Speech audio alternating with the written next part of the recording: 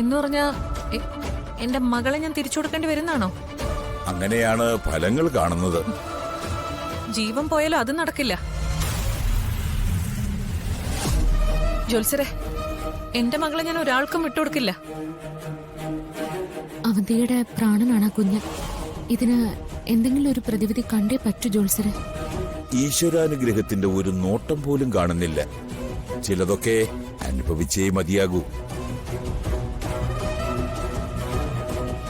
അപ്പോ ഇതിന് പരിഹാരമൊന്നും ഇല്ലെന്നാണ് ജോത്സര് പറയുന്നത്? പരിഹാരമുണ്ട്, പക്ഷേ അത് കുറച്ച് കഠിനമാണ്. ഉഗ്രമൂർത്തികൾ പ്രസാദിച്ചാൽ മാത്രമേ ഈ കടമ്പ കടക്കാൻ പറ്റൂ.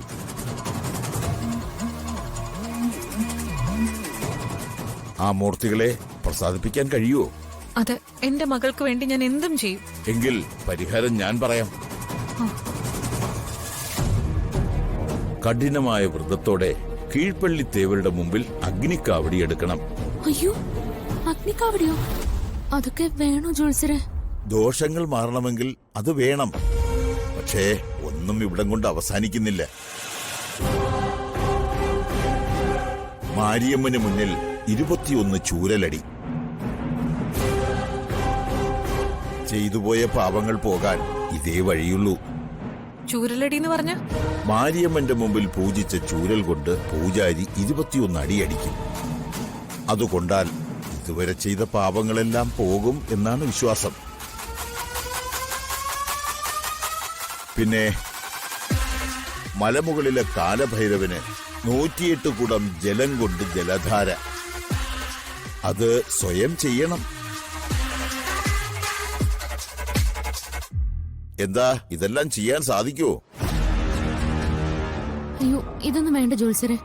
ഇത്രയും കഷ്ടപ്പാടൊന്നും ചെയ്യാൻ അവന്തിക്ക് പറ്റില്ല. വേറെ എന്തെങ്കിലും ചെറിയ വഴിപാട് വല്ലതും ഉണ്ടോ? വേണ്ട, ഞാൻ ചെയ്യാം.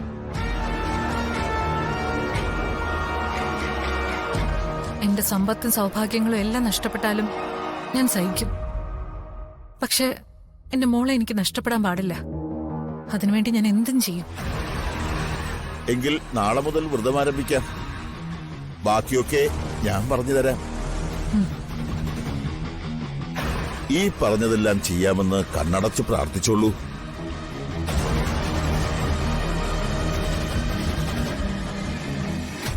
അവന്തിയെ, നീ എന്നെ വിശ്വസിച്ചത് നിന്റെ തെറ്റ്. ഓർമ്മ തിരിച്ചു കിട്ടിയിട്ടില്ല എന്ന് ഞാൻ നിന്റെ മുമ്പിൽ അഭിനയിച്ചത് എന്റെ മിടുക്ക്.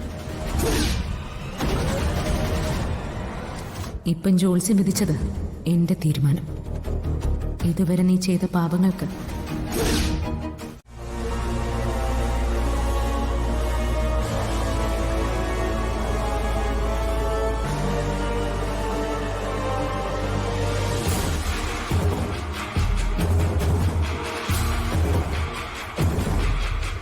അവന്തികയുടെ പിന്നാലെ നടന്ന് അങ്ങേരുടെ ജീവൻ പോയി. ഞങ്ങൾ ഈ അവസ്ഥയിലുമായി.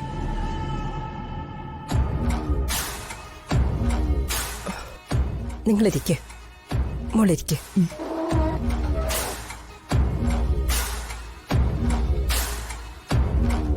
പാലില്ല, കട്ടന. കാഞ്ചന എന്ത് ചെയ്യുന്നു? MBA കഴിഞ്ഞു. ഒരു ജോലിക്ക് വേണ്ടി ശ്രമിച്ചുകൊണ്ടിരിക്കുക. ഒരു ഇന്റർവ്യൂവിന് പോകാൻ വേണ്ടി ഇറങ്ങിയതാ. ഇവൾക്കൊരു ജോലി കിട്ടിയാലേ ഞങ്ങൾ ഇനി രക്ഷപ്പെടൂ. നിങ്ങൾക്ക് ഗുണമുള്ളൊരു കാര്യമായിട്ടാ ഞങ്ങൾ വന്നിരിക്കുന്നത്. അനിരുദ്ധന്റെ മരണത്തെ പറ്റി പിന്നീട് പോലീസ് അന്വേഷണം നടന്നില്ലേ? നിങ്ങളെന്താ പരാതിയൊന്നും കൊടുക്കാതിരുന്നത്? പരാതിയൊക്കെ കൊടുത്തു സാറേ. 1-2 തവണ പോലീസ് വരികയൊക്കെ ചെയ്തു. അതോടെ എല്ലാം തീർന്നു. അവന്തിക നിങ്ങളുടെ കാര്യങ്ങളൊന്നും അന്വേഷിച്ചു വരികയോ സഹായിക്കുകയൊന്നും ചെയ്തില്ലേ? ഇല്ല. അനിരുദ്ധേട്ടൻ മരിച്ചിട്ട് പോലും അവന്തിക ഈ വഴിക്ക് വന്നിട്ടില്ല. അതെന്തുകൊണ്ടാണെന്ന് ഞങ്ങൾക്ക് ഇപ്പോഴും മനസ്സിലായിട്ടില്ല. കുറച്ചുനാൾ മുമ്പേ ഒരു പാറമടയിൽ എക്സ്ക്ലേവേഷൻ നടക്കുന്നതിനിടയിൽ ഒരു അസ്ഥികൂടം കിട്ടിയിരുന്നു. വിശദമായ പരിശോധനയിൽ അത് അനിരുദ്ധന്റേതാണെന്ന് തെളിഞ്ഞിട്ടുണ്ട്.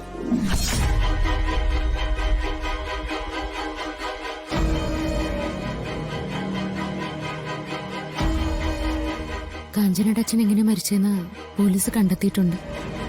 അതിനുള്ള തെളിവുകളും കിട്ടിയിട്ടുണ്ട്.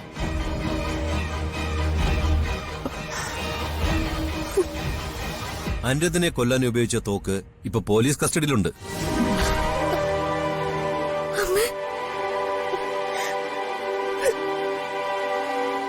സർ, ഇപ്പൊ ഈ കേസ് വീണ്ടും അന്വേഷിക്കാനുള്ള കാരണം എന്താ? ഞങ്ങള് പരാതിയുമായി എവിടെയും വന്നില്ലല്ലോ. സത്യം മണ്ണിൽ കുഴിച്ചുകൂടാം, തീയിൽ ചുട്ടുകളയാം, വേണമെങ്കിൽ കടലിലെറിഞ്ഞളയാം. പക്ഷേ അത് ഇല്ലാതാക്കാൻ കഴിയില്ല. ഒരിക്കലത് സ്വയം പൊടി തട്ടി പുറത്തു വരും. അവന്തിക അനിരുദ്ധേട്ടനെ കൊന്നെന്ന് ഉറപ്പാണ് സാറേ. എന്താ സംശയം? കേസ് കോടതിയിലെത്തിയ അവന്തിക ഉറപ്പായിട്ട് ശിക്ഷിക്കപ്പെടും. അതിനുള്ള തെളിവുകളെല്ലാം രാജീവിന്റെ കയ്യിലുണ്ട്. അവന്തിക അനിരുദ്ധനെ കൊന്നത് എന്തിനാണെന്നുള്ള എല്ലാ തെളിവുകളും ഈ ഫയലിലുണ്ട്.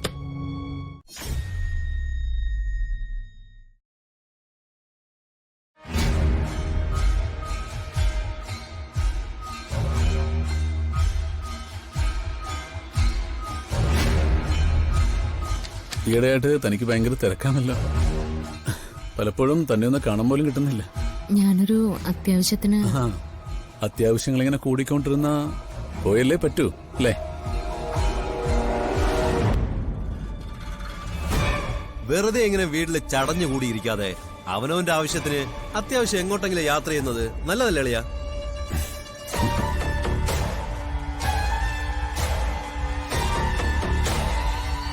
ഞാൻ കുറ്റപ്പെടുത്തിയതല്ലേ. രാവിലെ എണീറ്റപ്പോ കണ്ടില്ല, ചോദിച്ചപ്പോ പുറത്തു പോയെന്നും പറഞ്ഞു. അതുകൊണ്ട് ചോദിച്ചതാ. തനിക്ക് എപ്പോ വേണമെങ്കിലും എവിടെയും പോകാനുള്ള സ്വാതന്ത്ര്യമുണ്ട്. അളിയ, ഇന്നല്ലേ സച്ചിയുടെ കേസിന്റെ വിധി പ്രഖ്യാപിക്കുന്നത്? അതെ, ഉച്ചയ്ക്ക് ശേഷം വിധി പ്രഖ്യാപിക്കുന്ന തോന്നുന്നു. ഈ വിധി സച്ചിക്ക് അനുകൂലമായിട്ട് തന്നെ വരും. സമൃദ്ധയ്ക്ക് എന്ത് തോന്നുന്നു?